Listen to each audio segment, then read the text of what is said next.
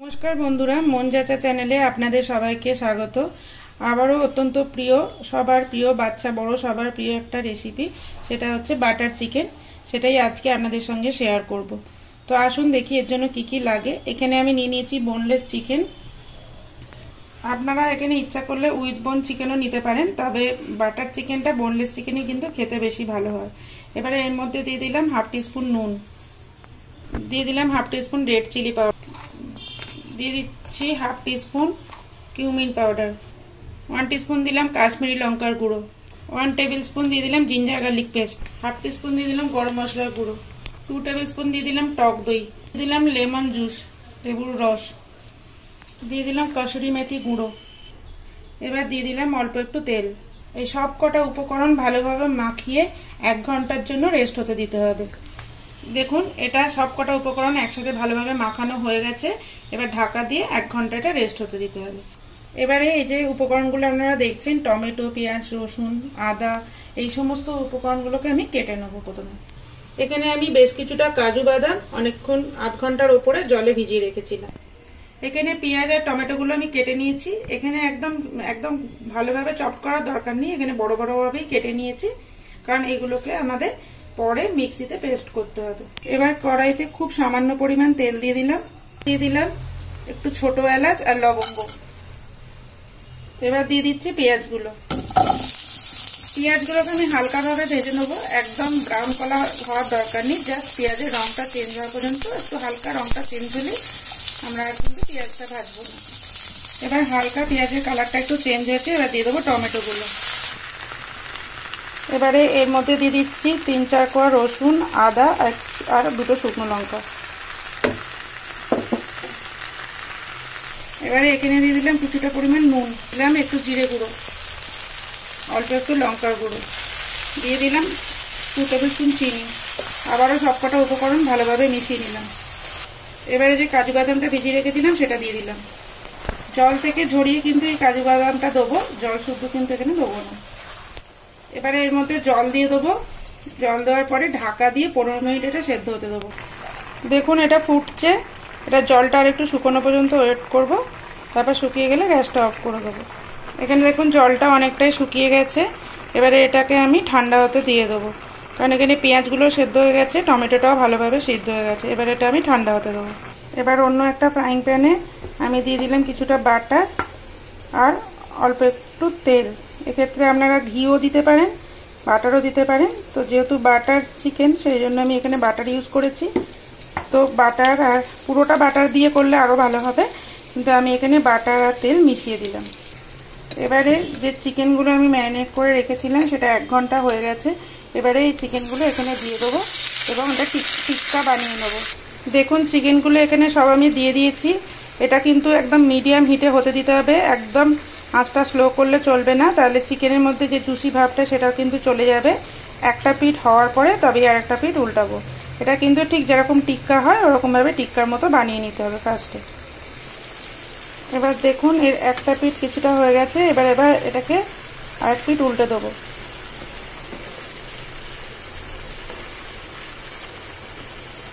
এভাবে সবকটা উল্টে দেবো আরেকবার। এবার এটার ওপর দিয়ে অল্প একটু বাটার দিয়ে দিলাম। এখানে যদি আপনাদের গ্রিল প্যান থাকে তাহলে তাতে করে গ্রিল প্যানের মধ্যে যদি এই চিকেনটা করেন তাহলে কিন্তু বেশ সুন্দর সুন্দর একটা দাগ চলে আসবে চিকেনটার মধ্যে, দেখতে কিন্তু আরও সুন্দর লাগবে। আর চেষ্টা করবেন, এখানে আমি জল ঝরানো টক দই দিইনি, তার জন্য একটু জল বার হচ্ছে। আপনারা হাতে যদি সময় থাকে তাহলে অবশ্যই জল ঝরানো টক দই দেবেন, তাহলে এই জলটা বার হবে না। এবারে যে পেস্টটা এবারে যে ওই টমেটো এটা সিদ্ধ করেছিলাম ওটা পেস্ট বানিয়ে নিয়েছি। এবার এটা একটা ছাঁকনির সাহায্যে ছেঁকে নেবো। ছাঁকনির সাহায্যে বাটার চিকেনের পেস্ট কিন্তু গ্রেভিটা কিন্তু একদম খুব স্মুথ হয়। টিক্কাটা কিন্তু এখানে রেডি হয়ে গেছে দেখুন। এবার এর মধ্যে একটা স্মোকি ফ্লেভার আনার জন্য আমি একটা এখানে চারকোল বা কয়লা এখানে গরম করে এর মধ্যে দেবো। দেখুন এই পেস্টটা ছেঁকে নিয়েছি, একটা স্মুথ পেস্ট রেডি হয়ে গেছে। এবার বাটার চিকেনে স্মোকি ফ্লেভারটা আনার জন্য কয়লাটা প্রথমে গরম করে নেবো। এবার এর মধ্যে দিয়ে দিলাম দিয়ে এর মধ্যে একটু ঘি দিয়ে দেবো। এই স্মোকি এবার চাপা দিয়ে দেবো, একটা সুন্দর স্মোকি ফ্লেভার তৈরি হয়ে যাবে। স্মোকি ফ্লেভারটা আপনারা যদি স্ট্রং রাখতে চান তাহলে বেশিক্ষণ ঢাকা দিয়ে রাখবেন, যদি অল্প রাখতে চান তাহলে অল্পক্ষণ রেখে তুলে দেবেন। এবার এখানে দিয়ে দিলাম বেশ কিছুটা বাটার, যেহেতু এটা বাটার চিকেন তো বাটারের পরিমাণটা একটু বেশি দিলাম, আপনারা চাইলে ঘি বা তেলেও করতে পারেন। এর মধ্যে দিয়ে দিচ্ছি কাশ্মীরি লঙ্কার গুঁড়ো। তেলের মধ্যে কাশ্মীরি লঙ্কার গুঁড়োটা দিলে রংটা কিন্তু খুব সুন্দর আসে। দেখুন তেলের মধ্যে কাশ্মীরি লঙ্কার গুঁড়োটা দিলে, তেল বা বাটারের মধ্যে লঙ্কাটা গুঁড়ো দিলে কালারটা কত সুন্দর এসেছে। এবার এখানে আমি দিয়ে দিলাম 1 tablespoon ginger garlic paste, half teaspoon দিয়ে দিলাম আমি ধনে গুঁড়ো, হাফ টিস্পুন দিয়ে দিলাম আমি জিরে গুঁড়ো। রসুনের কাঁচা গন্ধ, আদা রসুনের কাঁচা গন্ধটা চলে গেলে এবার যে ছেঁকে রাখা গ্রেভিটা এটা আমি দিয়ে দিলাম। এবার ভালোভাবে মিশিয়ে নেব। এটা 10 মিনিট কুক হতে দেবো ঢাকা দিয়ে। তার আগে একটু দিয়ে দিলাম 1 টিস্পুনের থেকেও একটু কম দিয়ে দিলাম এলাচ গুঁড়ো। এবার এতে পরিমাণ মতো নুন দিয়ে দিলাম। নুন আমি চিকেনেও মাখিয়ে রেখেছিলাম, সেই অনুযায়ী আন্দাজ করে আমি নুনটা এখানে দিয়ে দিলাম। এবারে দিয়ে দিলাম 1 টেবিল স্পুন চিনি।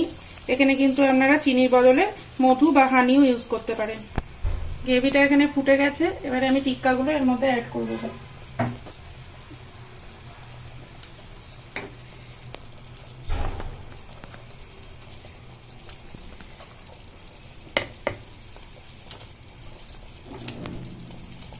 টিক্কাগুলো দিয়ে আরো 10 থেকে 15 মিনিট এই গ্রেভিটার মধ্যে ফোটাতে হবে, যাতে টিক্কার পুরো স্মেলটা এই গ্রেভিটার সাথে মিশে যায়। এবার এখানে দিয়ে দিলাম কিছুটা গুঁড়ো করা কাসুরি মেথি। আবারও ভালোভাবে মিশিয়ে নেবো এটা। 10-15 মিনিট হয়ে গেছে, দেখুন তেলটা ওপরে উঠে এসছে। চিকেনটা কিন্তু টিক্কা করতে করতে 90% কুক হয়ে গেছিল, বাকিটা এখানে কুক হয়ে গেছে। তো এবার গ্যাসটা বন্ধ করব। তার আগে এই বাটার চিকেনের মেন ইনগ্রিডিয়েন্টসটা এখানে দিয়ে দেবো। এবার এর ওপর থেকে আমি দিয়ে দিলাম কিছুটা ফ্রেশ ক্রিম। ফ্রেশ ক্রিম দিয়ে বেশিক্ষণ কিন্তু আর ফোটাবো না, একটু ভালোভাবে মিশিয়ে নিয়ে গ্যাসটা বন্ধ করে দেবো। আমার রেসিপিগুলো যদি আপনাদের ভালো লাগে তাহলে প্রতিদিনের মতো এবারও রিকোয়েস্ট রইল, আপনারা আমাকে কমেন্ট করবেন, কেমন লাগলো জানাবেন। আর প্লিজ যারা এখনো পর্যন্ত সাবস্ক্রাইব করেননি তারা সাবস্ক্রাইব করে দেবেন। Thank you for watching. আর হ্যাঁ, একটা কথা না বললে না, এই বাটার চিকেনটাও কিন্তু আমার এক স্পেনের বন্ধু, যে আমার ইউটিউব বন্ধু, তার নাম মাতিলদা, সে কিন্তু এই বাটার চিকেনের রেসিপিটা চেয়েছিল এবং তাকে ডেডিকেট করে এটা আমি বানালাম। এর পরবর্তী এপিসোডে আপনাদেরকে এই বাটার চিকেনের সাথে সবথেকে ভালো লাগে বাটার নান, সেই রেসিপিটাও আপনাদেরকে শেয়ার করব। দেখুন কি সুন্দর বাটার চিকেনটা হয়েছে, একদম রেস্টুরেন্টের মতো। গন্ধটা তো আপনাদের সঙ্গে শেয়ার করতে পারছি না, একদম একটা স্মোকি ফ্লেভার আসছে, খুবই সুন্দর গন্ধ ছাড়ছে। একদম রেস্টুরেন্ট স্টাইল বাটার চিকেন কিন্তু তৈরি।